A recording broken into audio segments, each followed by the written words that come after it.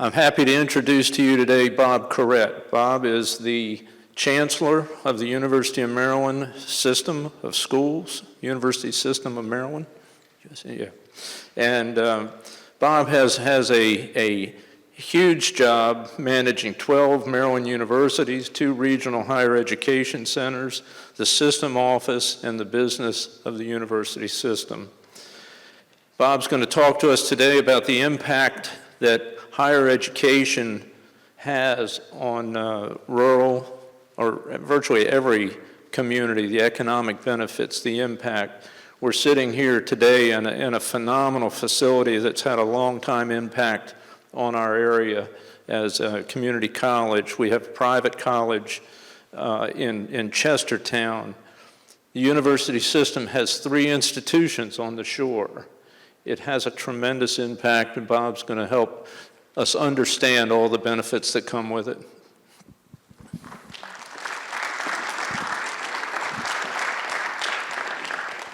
Thanks, Bob. And I was excited to be invited by Bob because I report to a 17-member board of regents that runs the system, and Bob is on that board, so he's one of my 17 bosses, and as I always like to say today, since he's the only regent here, he's my favorite regent. I also am tied, though I come from New England originally, I've been in and out of Maryland 3 times over the last 40-something years, and I've had a house in St. Michael's for about 15 of those years, and love coming over that bridge as we all do. The other reason I was interested is that when you talk about economic development, universities are at the center of that. If you look at the role of a university, the role of a university is, by most people's standards, to provide educated citizens. You know, I like to talk about not just workforce, but educated citizens who go to work. But secondarily, which people aren't as much aware of directly, is this economic role. Workforce plays a part in that in terms of providing the workforce you need for whatever kind of business you're in. But we're also involved in a huge amount of research and development. The system does over $1 billion worth of research and development every year. We're also involved in creating new companies, sustaining companies that already exist through our small business development centers, spinning off new IP that then leads to new companies. So that's a huge part of what we do. And finally, what I like to say, the third part of what a university does is social well-being. It's working with the communities that they reside in to make those communities better. You know, we work with people with health disparities. We work with people that are homeless. We work with people that are having challenges from a mental health perspective, et cetera. We have people all over the state doing that.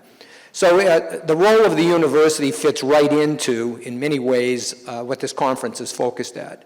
We are called anchor institutions. There are a number of different kinds of anchor institutions. We talk about meds, beds, and eds. So the 3 types of anchor institutions in this country are large cities that have large, basically medical teaching hospitals, like Baltimore, for example, or Boston. Cities that, in terms of beds, have large numbers of hotels because you have a lot of tourism or something that relates to people coming and going a lot in your region. And the eds are the universities. And if you look at any vibrant community, big or small, you'll find that a university is close by. And so you find very often communities that don't have universities trying to get them. One of the things we've done in the system in Montgomery County, since they don't have a research university or any university in Montgomery County, is we created with them the universities at Shady Grove. That's one of our regional centers. A regional center, from our perspective in terms of using that term, is a center at which many of our campuses offer programs. So if you go to Shady Grove in Montgomery County, we have 9 of our 12 campuses offering programs at the Shady Grove Center. You don't have the costs of a football program or a basketball program or a marching band or sororities and fraternities and health centers. You just have a basic facility, 4 buildings that offer some student support structure, you know, some business structure like billing, but mostly just education. And it's a much more cost-effective way to provide what an anchor institution can do to a region. So we have a regional center in Shady Grove, the biggest and most mature one. It's continuing to grow. It will be over 4,000 students this year there. We have a smaller one, about 1,000 students in Hagerstown. We just took over a economic development center, educational center in Southern Maryland, so that's our third regional center. That happened during the last legislative session, and we're working on developing a fourth regional center up in Harford County.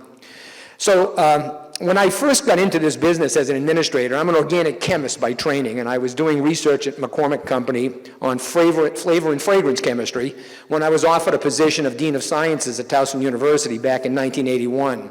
And the first thing I did as a dean was to get involved, because I had been working with the business community in the region. I created an industrial advisory board, which has been ongoing since that time, 1981 till today, at Towson University.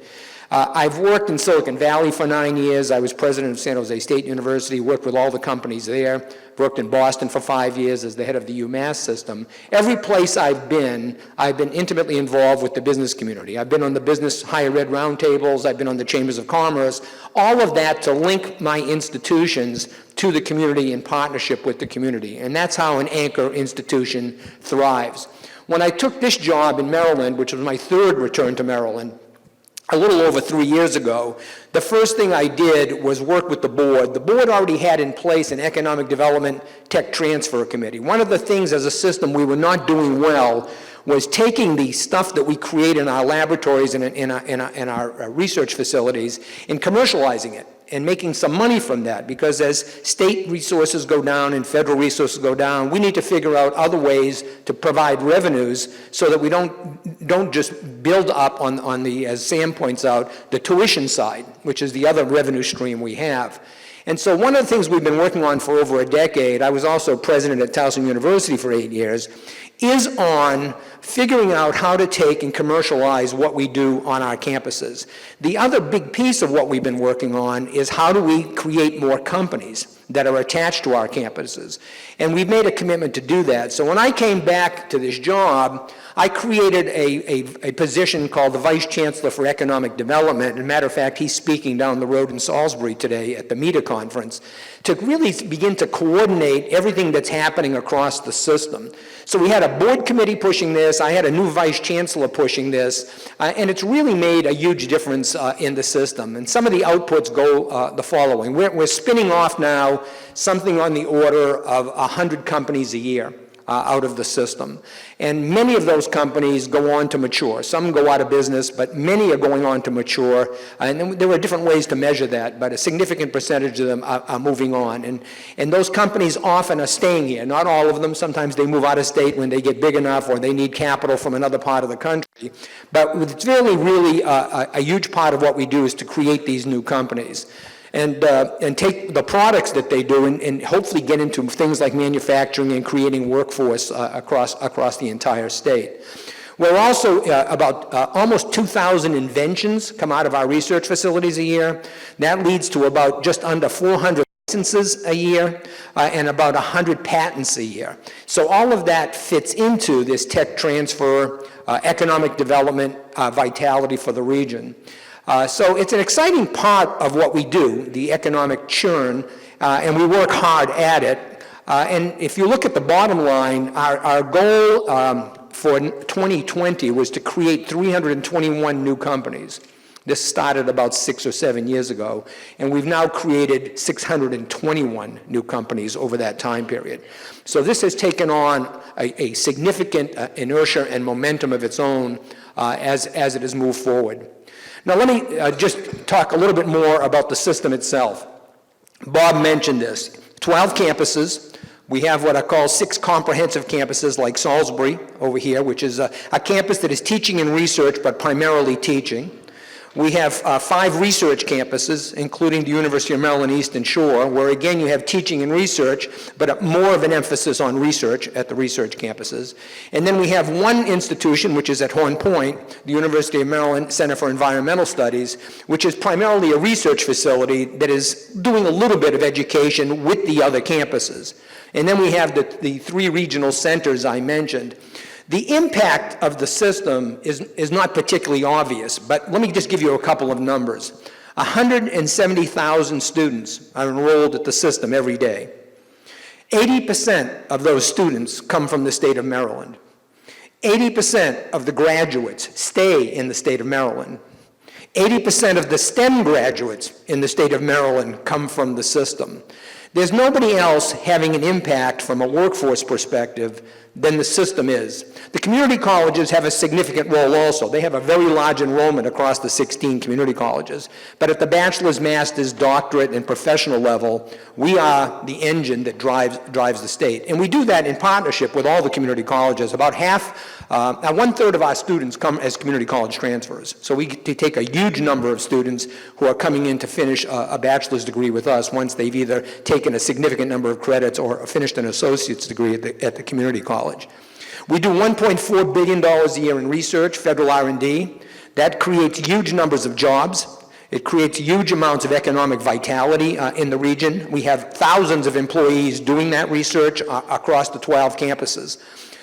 We have, as I mentioned, the graduates are about, let's say, roughly 38 to 40,000 a year. 80% of them stay here. That's 25,000 new citizens coming into work in the state of Maryland in virtually every aspect of life. No matter what you do, from engineering to social work to teaching to health professions, the University System of Maryland is producing a significant portion of your workforce. We produce about 30% of the teachers that the state hires and about half of the health professionals that the state hires, for example, just as another example. I also co-chaired an initiative with the president of Johns Hopkins for the governor looking at the workforce of the future in Maryland. And a big piece of that is going to be bio and life sciences, where we're number 3 in the state. And another piece of it is going to be cybersecurity, where we're number 1 in the country. And so we have huge numbers of programs related to IT, related to technology in general, but particularly related to cybersecurity. We have thousands of employees, for example, at NSA or the U.S. Cyber Command, the new National Center for Cybersecurity Excellence, all of which are based here in Maryland. So that's a sense of what our role is and the kind of impact we have. The slide here shows you where our centers are, other than the new center, which is down in St. Mary's County that we just took over. And so we have a statewide impact. The 3 campuses that were alluded to earlier on this side of the bridge are the University of Maryland Eastern Shore, the research-based campus, Salisbury University, a large comprehensive university, and the Horn Point Lab, that is a primary research center, but is one of the 12 institutions. The president of the UMCs, the University of Maryland Center for Environmental Studies, is at the same level as the presidents of the other 12 campuses, though it is a very different kind of institution. And let me just give you a little bit on each of them. Salisbury University, about 9,000 students, generates just under $500 million a year in terms of economic churn in the region, has all of the comprehensive, huge teacher education, huge health professions programs. They've just reorganized themselves, so they have a new college of health services and health professions. They have a doctor in nursing practitioner degree, which is a degree that is becoming more and more demand as the need for health professionals grow. They're doing a large part on the general workforce side. And on the economic development side, they're doing a number of things. I'll just mention 2. One is they have, and most of the campuses have these today, they have an innovation hub, entrepreneurial center, where faculty and students can gather and create new products for the future. They have a small business development center to work with the small businesses in the region. We have 4 of those that are run by the system, and one of them is at Salisbury. And they have an incubator. We have in the system 3 research parks and 10 incubators. And they employ 10,000 people in those 4 research parks and those 10 incubators, and have about 400 companies that are based there. Couple that with the 38,000 employees we have, again, you get another impact on what we do just from a salary perspective. And one of those incubators that is funded by the Ratcliffe Foundation is at Salisbury. The Ratcliffe Foundation has committed $2 million a year for 10 years for $20 million to fund that incubator and to help spawn the companies that come out of those kind of incubators. On the Eastern Shore campus, you have a research-based facility. It's called a land-grant college. College Park and Eastern Shore are the 2 land-grant colleges in this state. The federal government created the land-grant colleges in the 1800s to help with the agricultural industry and what were called the mechanical arts, some of the new industry that was growing because of the steam engine and things of that sort. And those two campuses, and on this shore, the Eastern Shore, play a significant role still because of that history as a land-grant college. They have a huge extension service, which they provide to the region in combination with College Park. And I can tell you, I did a bus tour of the state when I first came back and took this job. I met with the farmers down in Dorchester County. I met with the winery owners out in Mount Airy and Frederick area, and all of them said the same thing. Without the extension service provided by the University System of Maryland, they would go out of business. They need that extension service. They were actually complaining to me that it wasn't vibrant enough, that we were cutting back on staff, and that we needed to really refocus on it, which we have done. And so that has been a historical part of what UMES does on this shore. But UMES is also a historically black university. We have in the South, the Mid-Atlantic, and in Pennsylvania, historically black campuses because African-American students couldn't go to the white campuses back in the 1800s. And we have 3 HBCUs in the system.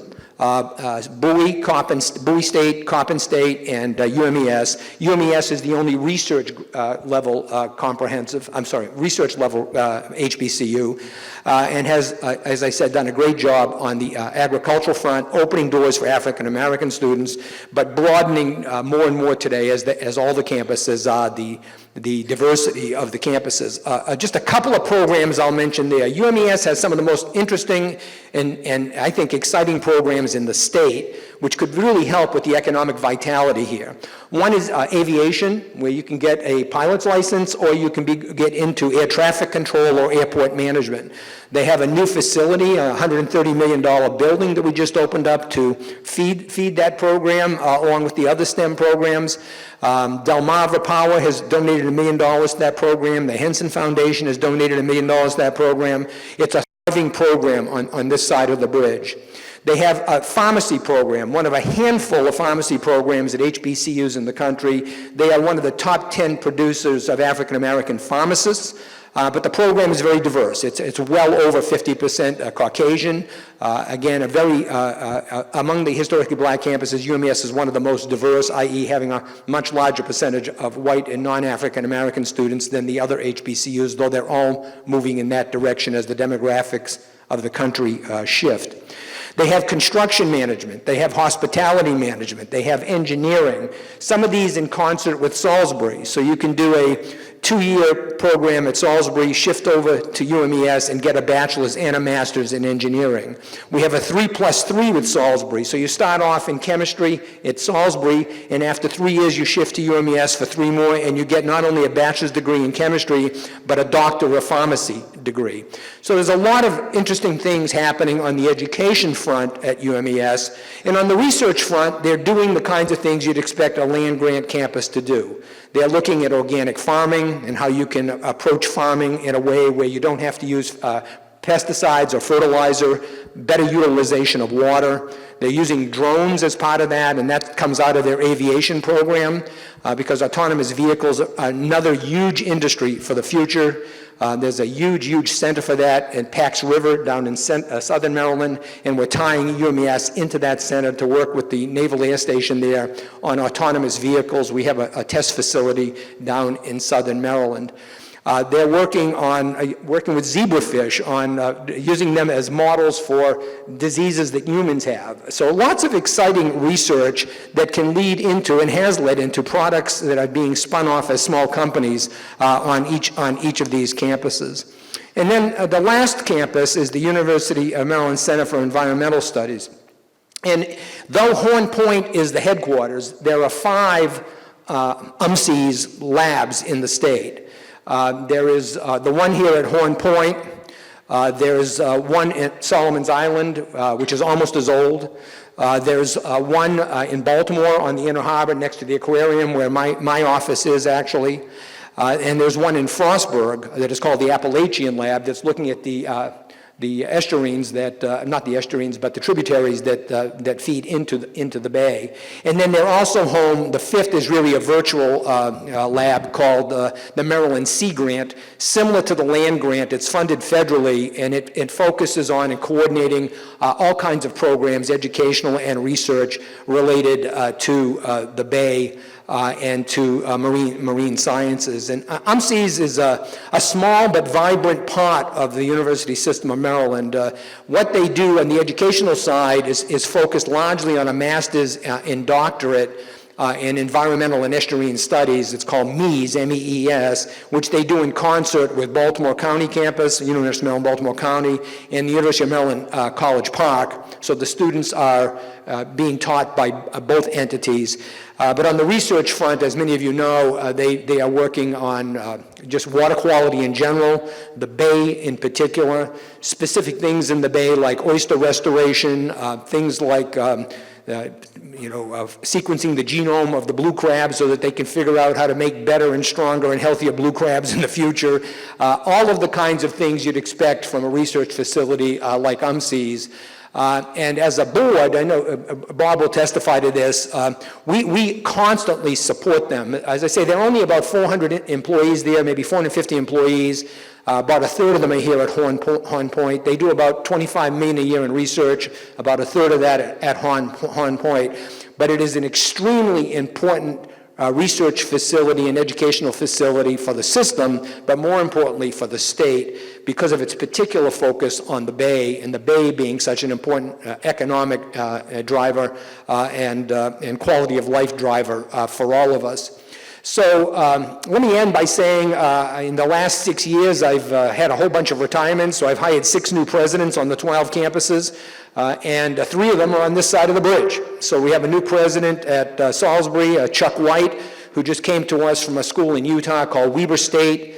I'm a chemist, so I was prejudiced. He's got a PhD in chemistry with a specialty in energetics, which is bombs, which is kind of an interesting background.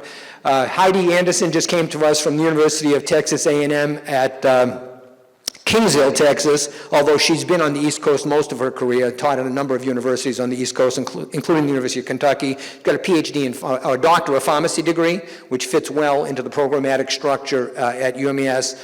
And we just hired Peter Goodwin to replace Don Bosch, who retired after something like 25 years with us. Don is still doing research with us, but is no longer the president at Horn Point and UMSES. But Peter Goodwin just came to us from the University of Idaho, and he has an extraordinary global background in environmental issues and is well connected throughout the world in what he does. So let me end by saying, University System of Maryland, we all have our taglines. The Maryland that we have today, one of the best educated, one of the best median incomes in the country, actually #1 in median family income, one of the best knowledge economies in the world, is largely due to the University System of Maryland, not exclusively. Johns Hopkins plays some role there, and so do some of the others, but we do it in partnership, but we are a big impact. And the Maryland you see in your future will not be any Maryland you want unless you continue to support public higher education. As Sam pointed out, unfortunately, half our students have debt when they graduate, and the average debt in the system for that 50% of the students is about $26,000. And when I went in school, and I'm a blue-collar boy from Maine, came from a mill town, worked my way through school, and a lot of people like me, the baby boomers, who have 4 millennials, by the way, we were able to graduate with no debt. And today, I don't care how hard you work, unless your parents are subsidizing you, you can't graduate without debt. And it's a really unfortunate state for us. But if you didn't have the publics and you only had the privates, and I'm not besmirching, I have great friends in the privates, and my wife went to a private, but they have a very different pricing structure. You need the public universities to be affordable, accessible, and to continue to do what they're doing to provide the kind of citizenry and the kind of world we see going forward. So thanks for having me here today, and I hope I've helped give you a little bit more of an idea of what the University System of Maryland does and its role in economic development here on this side of the bridge. Thanks again. Thank you. Thank you, Bob. The university systems have many impacts on us all. I can say personally that many of my millennials came from university system schools, and from a variety of them. And I think that all of you in our business community should keep your eyes open and look closely at those young people coming out of these fine institutions. We promised you today that we'd be done at 11:30. You may notice on your schedule that we actually have one more speaker. Bob Greenlee is also one of our sponsors. He has graciously volunteered to do his talk another day. Some of our panel members, I'm not saying all because I'm not sure, I haven't really talked to you about it, may be willing to stick around and answer a few questions, and we're happy to do that for any of you that would like to stay and do that. In anticipation of some continued discussion, though, I want to thank everybody for coming to our first SED event, our SED Talks, and I can assure you it's not one and done. We're going to continue this dialogue, continue this programming, and I mentioned before I wanted to give special thanks to Liz Connolly. Liz, stand up. Liz